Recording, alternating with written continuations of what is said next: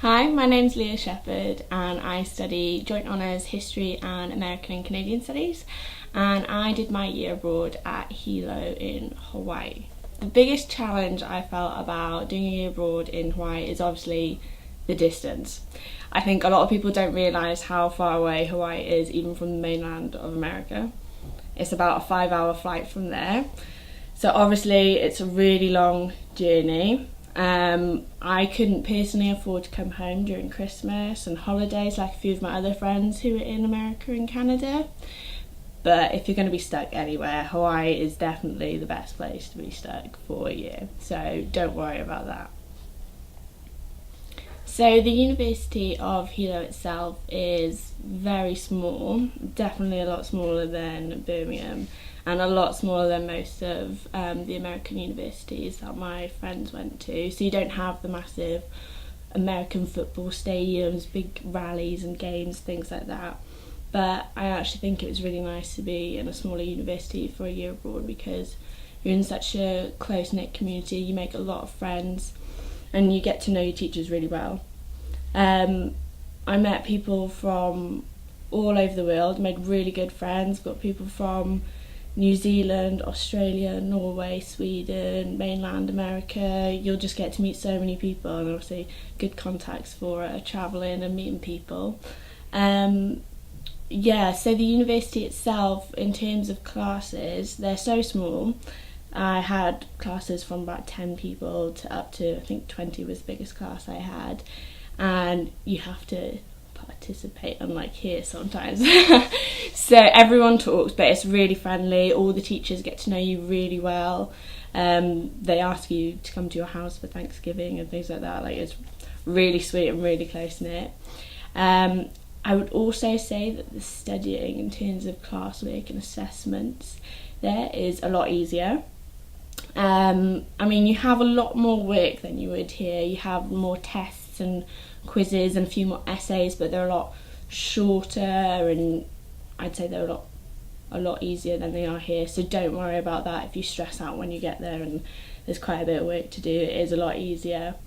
Okay, so the Big Island itself, it's called the Big Island because it literally is the biggest of all the Hawaiian islands. It's actually, I know I'm probably a bit biased saying this because I have been to a few of the other islands, but it's my favourite one by far. You just have everything on this one island. You can go from in Hilo, you have black sand volcanic beaches to the other side of the island, which can take you 2 hours to drive to. You've got gorgeous white sand beaches. To go through the middle of the island, you go through deserts and volcanoes, which is really cool. You can actually go on top of the volcano and ski on top of the volcano if you want. So you can go skiing in the afternoon and then go onto the beach the next day. It's really cool. You can also go and see lava flow into the ocean. We saw dolphins and whales a lot. You can go swim with turtles. You can go into rainforest. Most of the weekends me and my friends would go explore the jungles and go find waterfalls. It was just incredible. The island you'll love. Also, out of all the islands, it's probably the most localised. In terms of places like Oahu, where they've got Honolulu, it's really Americanised, but the Big Island is definitely more cultured and you'll learn a lot more things about Hawaii and the people there from going to this island. Okay, so some advice that I would give before you go to Hawaii. Like I said, it's a really long way away, so the flights are obviously going to be really expensive. I'd also as soon as you find out that you're going to Hawaii, go research flights, keep looking to see if you can get any good cheap deals. Just my advice to you would be, work before you go, save up as much money as you can so that you can travel to different islands. I personally couldn't afford to go travelling in America afterwards, but you could definitely do that if you had more money and the opportunity to. So don't worry about that, just work hard and try and get some money.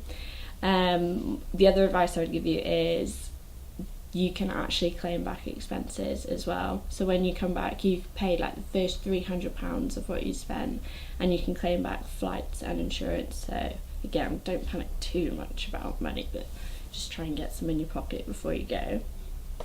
Also, make sure you get your visa sorted straight away.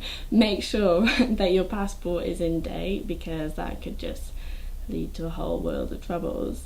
But yeah, just get it sorted as soon as you can, as soon as you find out you're in the university, and then you'll have no issues. It's a really easy process, but just try and get it done as soon as you can. Top tips on what to pack. Hawaii, everyone thinks, yes, shorts, vest, flip-flops, sorted. It actually rains a lot, especially in our, what we think is our winter season. It might not be particularly cold, but it will rain a lot during hurricane season, so definitely bring a really good waterproof coat. And definitely bring trainers, like really good shoes, so you can go do your hiking and things like that. And like I said, like, you can go up to the volcano and see the sunset, sunrise, or, you know, go in the snow. So do bring like a good, you know, set of warm clothes as well. You probably won't wear them that much, but they'll be handy for doing things like that.